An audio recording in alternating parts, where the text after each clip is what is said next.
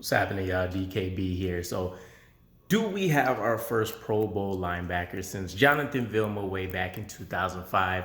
That's the question we have to answer here. But at least according to sources and what the New York Jets coaching staff thinks, that answer is yes. And that player is not CJ Mosley. We're actually talking about Quincy Williams today. To highlight it, let's go ahead and dive into it. According to sources, who those sources is, who knows, right? Green hooded figures somewhere that are fans, I'll take it. Irregardless, though, they think Quincy Williams with another season, or at least, his first off season to really break down and understand the defense better, and then actually being able to go through OTAs in this beginning process, should see much better returns on investment in 2022.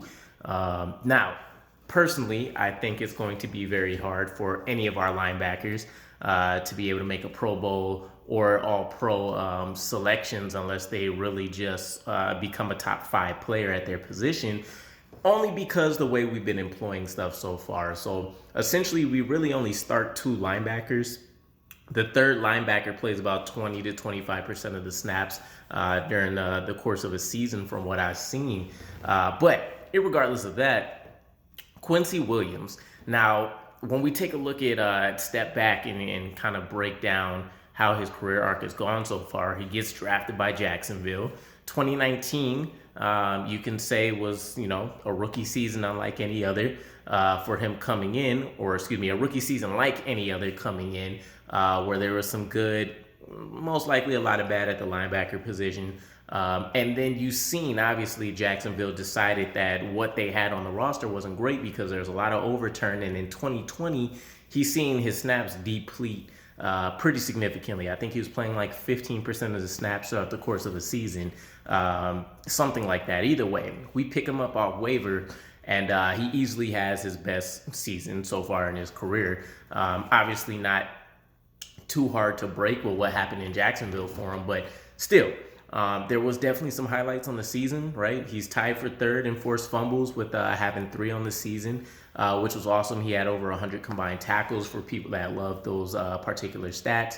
I think he had like 9 tackles for loss, and then he added on 2 sacks there. So, there was some good. There's definitely a lot of things that needed development, though. But again, we're picking him up off wires during the course of his season. He's having to come in and start probably much sooner than the staff or anybody else would have liked and wanted, and perform admirably. So the 2 or 3 biggest things I would say in terms of stats and, kind of visually watching the game and understanding what's happening that was a problem is one, from what I've seen, he had a 9.8% missed tackle rate, which is significantly high.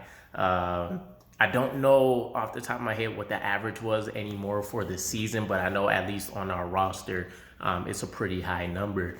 Secondly, he wasn't disciplined when trying to go out and make plays on a snap-by-snap basis, in that he would actually run himself out of a lot of opportunities. He was basically a heat-seeking missile, right? And if you played any games, those things, once they get on target, there's a lot of ways that you can, finesse it. But the playing style was exciting. So I think it kind of gave fans a little bit of... it's kind of a split decision. Either you wanted the disciplined football or you were willing to take the good with the bad. He was going to fly down. He's cracking people. It's exciting to see. But you also got to give... you got to live with him having, multiple catches on him throughout the season. Throughout each game during the season. I think he allowed 36 completions on 55 targets, something like that. Not the best, but definitely an improvement again from Jacksonville, which wasn't hard. I think at least his rookie season, he gave up like 22 on 28 targets, and then he didn't see the field a whole lot to really have too many targets in 2020. But between the poorest coverage, the missed tackle rate, and then him just kind of having like the Zach Wilson hero ball syndrome on the defensive side, there's a lot left there on the field for him. Now, there's a lot of reasons to be excited about why he might be able to be a Pro Bowl. Again, chief among them, he's getting an offseason ahead of him. He's getting OTAs and stuff, which he missed last year. And he has a significantly better defensive cast around him up front as well as on the back seven.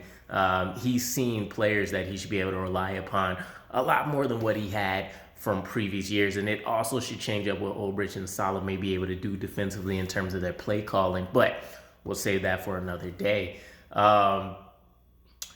When it comes to Quincy, I think it's a lot more of a boom or bust prospect than anybody will ever sit there and say, more so like a CJ Mosley, that we know what we're going to expect on every game. I think 1 week we may see him absolutely dominate, stack people up, blow people up. He may be able to even offer a lot better coverage options this year with what's around him. And then other games, I think we see him get exposed, where he might feel the need to press a little bit. He might get a little bit relaxed in his tackling form and, go for the big pop.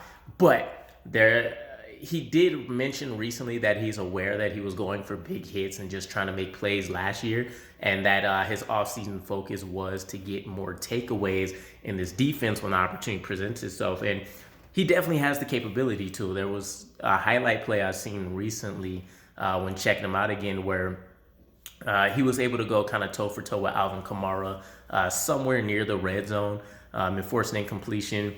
There was some discipline issues there, too, with him not really being able to turn around and potentially make a play. But still, the things that Robert Saleh and Ulbrich look for in their defense were definitely present, not only in that play, but in a lot of other ones as well.